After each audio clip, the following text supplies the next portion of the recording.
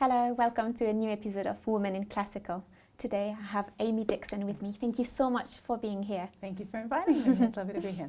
I'd like to start with your beginnings. How did you decide to do music? How did you decide to actually make a career out of it? Well, I started playing the piano when I was 2. Okay. But are your parents musicians? No, not at all. Just well, I think they're very musical, but they were never trained in music, so it's interesting. But I started the saxophone when I was 6 because my piano teacher had said, well, it's a very versatile instrument, so it'll let you play jazz or classical or anything in between. And so I did, and I was just really lucky because I had a very inspiring teacher who lived down the road, and she's not that much older than I am, but she did indeed play classical and jazz saxophone, and she was just really cool and everything. She was everything I wanted to be. So that she helps, was a doesn't huge it? That first inspiration. teacher is such a yeah. And she actually taught me all the way through until I was 18, and I came to London from Sydney, where I grew up, to go to the Royal College of Music. So yeah, I was really lucky to have her. Yeah, I can imagine. And so did you know, obviously, as you said, she was doing jazz and classical. And how did that kind of go in your head? You know, did you have a, how did you go with that? Because obviously Royal College of Music is more classical, isn't it? So did you already kind of make that choice when you came here? Yeah, I've always felt like classical music was my home language, and jazz was something that I could do technically. Yeah. But it just felt like a foreign language to me. And I love listening to lots of different types of jazz and all sorts of music. I love it very much, but I just don't feel comfortable playing it in public. I'll do it on my own. And so when you went to the Royal College of Music, did you already have the idea of making it doing it for the rest of your life, making it a profession? Yeah, I just always knew that was kind of what I was put here to do, and I didn't know how it was going to happen. And so I just put one foot in front of the other. I went in competitions like people do, and there are various big steps or turning points along the way that helped a lot. But yeah, it was, I just always felt like this was the thing that I was put here to do, and that's, it just felt right. It's nice to have that. I also had from quite young, I kind of knew that that's what I wanted to do. And in a way, it can be, I guess, hard because you don't really have a plan B in your head. It's like the only thing, but also nice to know what you want, what you're meant to do or what you want to do from the start. I think obviously there's, kind of stepping stones on the way to a career. Would you be able to share kind of those big highlights that kind of took you where you are today? Highlights of the career. Obviously, there have been some amazing concerts in really cool places. I always love playing at the Sydney Opera House because all of my family are in Sydney. And here at the Royal Albert Hall. So there are various venues that feel very special to me.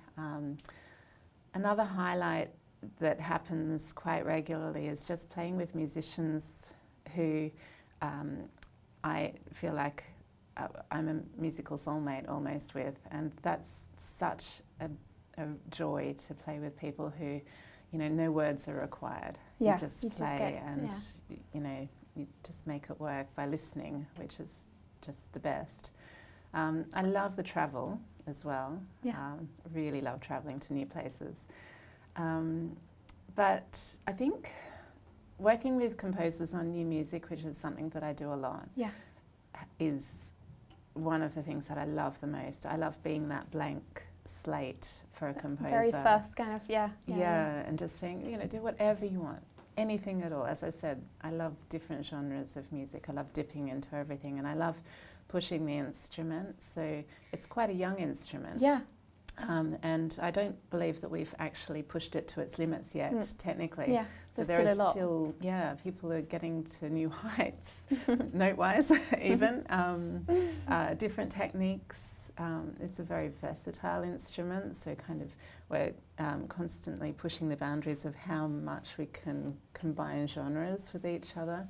And so it's great to say to a composer, just do whatever you want to do. Speak. The freedom of, just be completely yourself, and then receiving a new score and looking at it, and they'll write you a nervous email and say, can you play it? I'm like, give me a while. Just give me a while and I'll see. That's a great joy.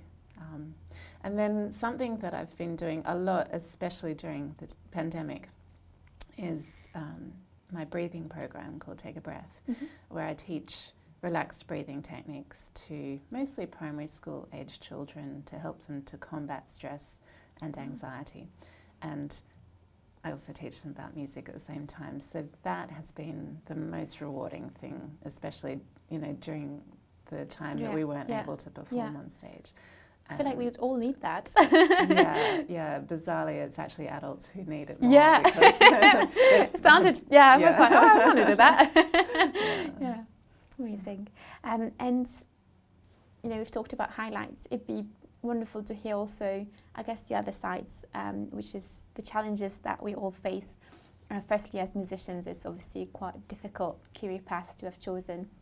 But also, as a woman in music, just any challenges that you faced, and how have you managed to overcome them and to manage to be where you are today? Because I always find that, we look at people who, people that we look up to, and we think that sometimes they just got there in a click of a finger, or they just got there easily. And it's so far from the truth most of the time. So it's always very inspiring to hear also the kind of hidden pictures of their career. Yeah, there are definitely challenges as much as highlights, probably a few more challenges than highlights. But one of the great joys, as I said, is new music. The flip side to that is that it is a slightly limited repertoire, especially when looking for older works. So I can't offer an orchestra Tchaikovsky saxophone concerto, unfortunately. So that's probably been the biggest challenge. And but I have worked. I've had the honour of working with a lot of composers on new concertos now, new solo pieces, and repertoire for recitals, and that. There is a lot of interest in contemporary music, so that's, it's not such a bad thing. But it's probably been the biggest challenge, just not having the repertoire of violinists or pianists. That you need to, I guess, curate new and bring in audiences from to you. And then as a woman, from that point of view, there are obvious. For most of my career, I've felt like I was working in a man's world, and that's just a fact, and sometimes, I've worked with wonderful men. I'm not saying that that's a bad thing, but I feel like coming out of the pandemic as we are now, there seems to have been a really big shift, and I'm sensing this. Amazing shift. It's really noticeable where people are trying to program works by women composers, and it just feels like there's more of a focus on including women, and it's just more normal now. Yeah, I agree. There's been a big change, but I guess for a long part of your career, as you said, it wasn't quite there. Mean, I was when I was a student, I was looking for, where I'd study when I left Australia, and nearly all of the saxophone teachers were men. They were wonderful. They were fantastic. None of them were sexist or misogynistic or anything. They were fantastic people. But, there were a lot more. It's nice to have role models, though, as well. I guess in your own instrument, it's not like my first saxophone teacher is. It is nice, and. Yeah, it's also, I think for a young girl, it can be quite intimidating when, I've walked on stage to rehearse a concerto, and there might have been 80 other people on the stage, and I was the only woman. And that can be really intimidating. in silly ways. Yeah. What am I wearing? What What are they thinking of me? But when you're a kid, when you're just out of college, that I guess it takes a bit of focus off the music, which is challenging.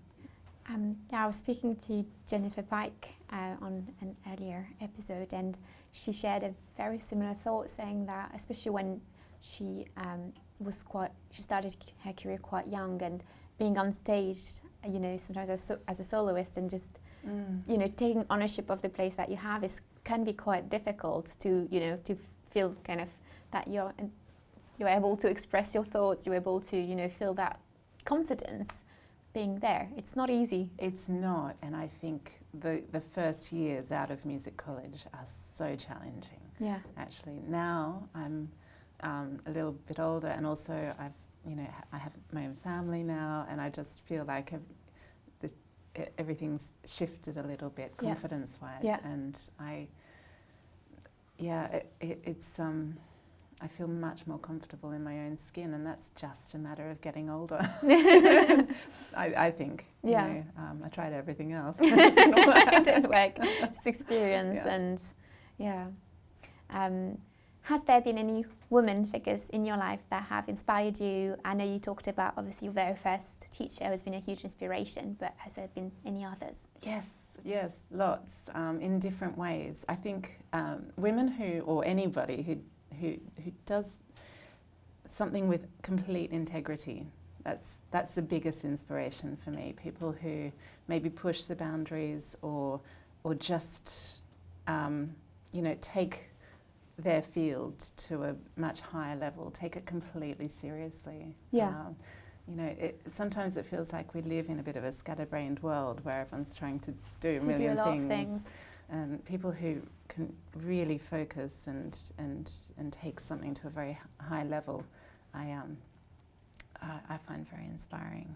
And also people who are able to have a longer career but keep changing and finding new creative avenues to go down.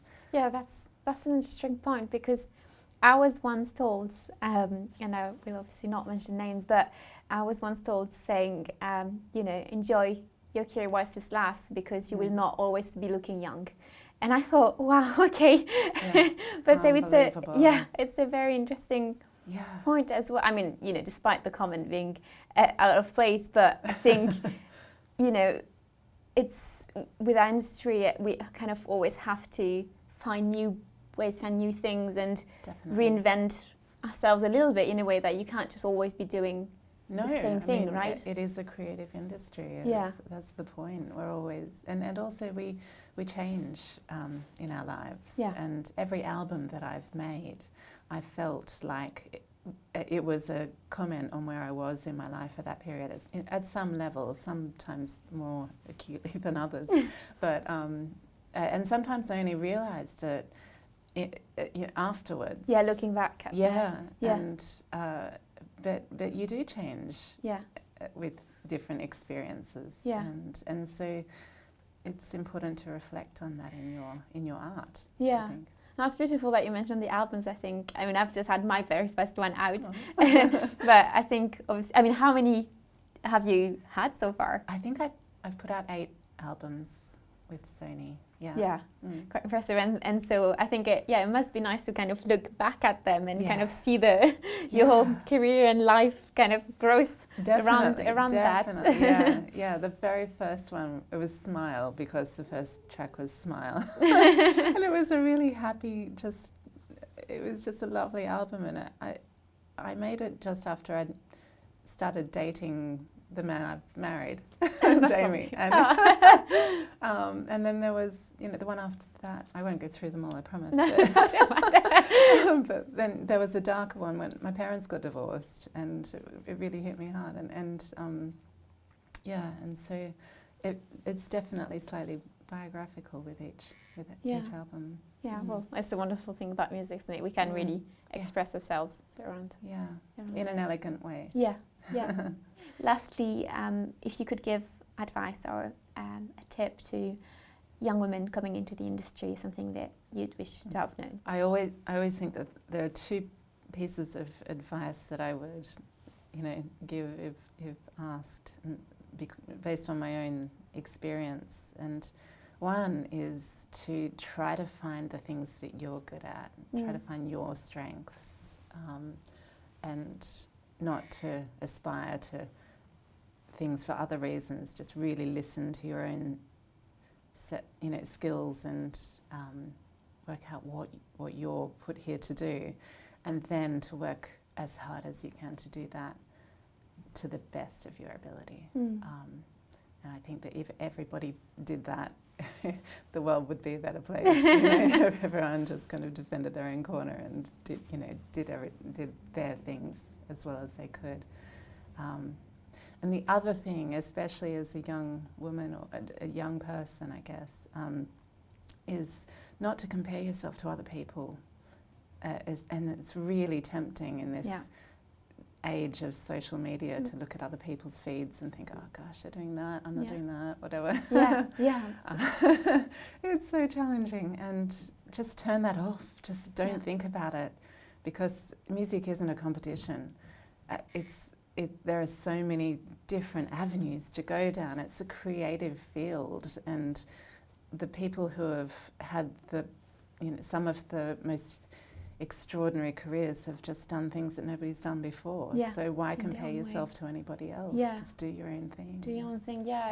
But I think it's not always encouraged really in the music world to do your own thing. I've personally found that you easily get criticized, and judged if you are doing something new, and obviously when you realize that actually it is what you really want, and it's you're good at it and it's working, then it's obviously then easier to ignore. But at the beginning, when you take that first step and having the courage of going out of that box that people put you in, and that expect you to be in there and to go your own way, especially I think when you've just been a student, where you've kind of had that square kind of and actually going out and doing something new. So it's, even though it is rewarding, but I think it can be quite difficult at start. It is difficult until you've done something, a few things. It's that old thing of